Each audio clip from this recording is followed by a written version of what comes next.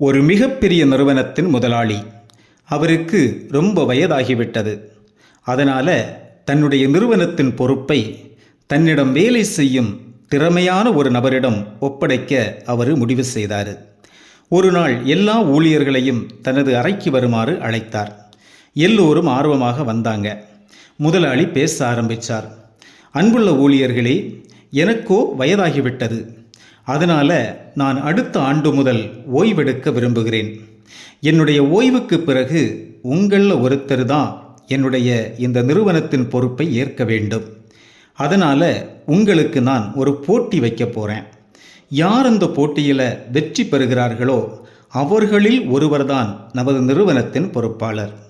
இப்போது என் கைகளில் பலதரப்பட்ட பல வகைகளைச் சார்ந்த ஏராளமான விதைகள் இருக்கின்றன. யாருக்கு எந்த விதை வருமென எனக்கு தெரியாது. இதை உங்களிடம் ஆளுக்கு ஒன்றாக கொடுப்பேன். இந்த விதையை உங்கள் வீட்டில் ஒரு தொட்டியில் விதைச்சு உரம் போட்டு தண்ணீர் ஊற்றி நன்றாக வளர்த்து அடுத்த வருடம் இதே நாளில் என்னிடம் எடுத்து வந்து காட்ட வேண்டும். யாருடைய செடி நன்றாக உயரமாக போஷாக்காக வளர்ந்திருக்கிறதோ அவரே என் கம்பெனியின் முழு பொறுப்பையும் ஏற்க வேண்டும். சொல்லி முடித்ததும் எல்லோருக்கும் ஆளுக்கு ஒரு விதையை வாங்கிட்டு போனாங்க. அந்த கம்பெனியில் வேலை செய்கிற சங்கருக்கும் ஒரு விதை கிடைத்தது. அவர் மிகுந்த ஆர்வத்துடன் அதை வாங்கிட்டு போனார். தனது மனைவியிடம் போய் முதலாளி சொன்ன எல்லா தகவலையும் அப்படியே சொன்னார். அவனது மனைவி தொட்டியையும் உரமும் தண்ணீரும் எடுத்து சங்கரிடம் கொடுத்து அந்த விதையை விதைப்பதற்கு உதவி செய்தாள். ஒரு வாரம் ஆனது. நிறுவனத்தில் இருக்கும் அனைவரும் தங்கள் தொட்டியில் செடி வளர துவங்கிவிட்டது என்று பேசிக்கொண்டனர். ஆனால் சங்கரின் தொட்டியில் செடி இன்னும் முளைக்கவே ஆரம்பிக்கல. ஒரு மாதமானது. செடி வளரவே இல்லை.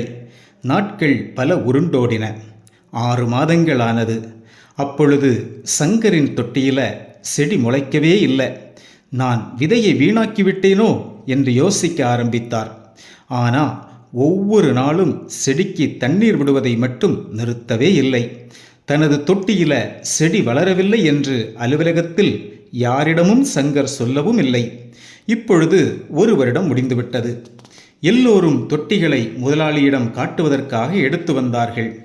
ஆனால் சங்கர் தன் மனைவியிடம், காலி தொட்டியை நான் எடுத்துட்டு போமாட்டேன், எனக்கு வெட்கமாக இருக்கிறது என்று சொன்னார்.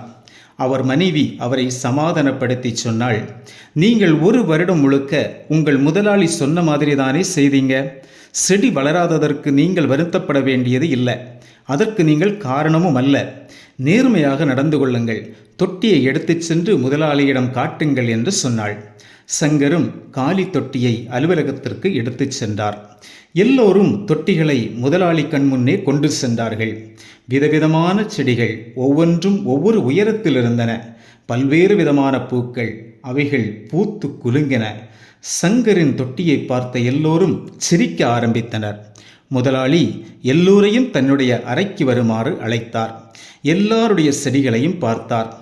அருமை, மிகவும் அருமை. எல்லோரும் அருமையாக செடியை வளர்த்திருக்கீங்களே. உங்களில் யாரோ ஒருவர்தான் இன்னைக்கு நமது நிறுவனத்தின் பொறுப்பை ஏற்றுக்கொள்ளப் போறீங்க அப்படின்னு சொன்னார். இதை கேட்டதும் எல்லார் மனதிலும் பட்டாம்பூச்சி சிறகடிக்க துவங்கியது. எனக்குத்தான் பொறுப்பு கிடைக்கப் போகிறது என்று. சங்கர் கடைசி வரிசையில் காலி தட்டியுடன் நின்று கொண்டிருந்தார். அவரை கவனித்த முதலாளி, வாங்க சங்கர் என்று தனது அருகே வருமாறு அழைத்தார். முதலாளி தன்னை வேலையை விட்டு நீக்கத்தான் கூப்பிடுகிறார் என்று நினைத்து பயந்து கொண்டே சென்றார் சங்கர். உங்கள் செடி எங்கே என்று கேட்டார் முதலாளி. ஒருவித பயத்துடன் ஒரு வருடமாக அந்த விதையை விதைத்து உரம் போட்டு தண்ணீர் விட்டதை விலாவாரியாக எடுத்துச் சொன்னார் சங்கர். முதலாளி சங்கரை தவிர எல்லோரையும் உட்காருமாறு கூறினார். பிறகு சங்கரின் தோளில கையை போட்டுக்கொண்டு, நமது கம்பெனியின் நிர்வாகத்தை ஏற்று நடத்தப் போகின்றவர் இவர்தான் என்று சொன்னார். சங்கருக்கு ஒரே அதிர்ச்சி. என் தொட்டியிலா செடி வளரவே இல்லையே, பிறகு ஏன் எனக்கு இந்த பொறுப்பை கொடுக்கிறார் என்று குழம்பி போனார். முதலாளி பேசத் தொடங்கினார். போன வருஷம் நான் உங்களிடம் ஆளுக்கு ஒரு விதையை கொடுத்து வளர்க்கச் சொன்னேன் அல்லவா? அது எல்லாம் வேக வைத்த விதைகள், அதாவது பாயில்டு சீட்ஸ். அந்த விதைகளை வேக வச்சதுனால அதால் முளைக்கவே இயலாது. அவை அனைத்தும் முளைக்கும் தன்மையை இழந்துவிட்டன. நீங்கள் அனைவரும் நான் கொடுத்த விதை முளைக்காததால் அதற்கு பதிலாக வேறு ஒரு விதையை நட்டு வளர்த்து கொண்டு வந்திருக்கிறீங்க. சங்கர் மட்டும் நேர்மையாக நடந்து கொண்டார். ஆகவே அவரே என் நிறுவனத்தை நிர்வகிக்க தகுதியானவர் என்றார். அன்பு நண்பர்களே, இந்த கதையிலிருந்து என்ன புரிந்து கொண்டீர்கள்?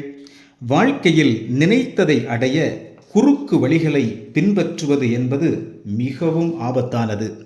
மற்றவர்கள் குறுக்கு புத்தியால் முதலிடத்தை அடையலாம் என்று நினைத்தார்கள்.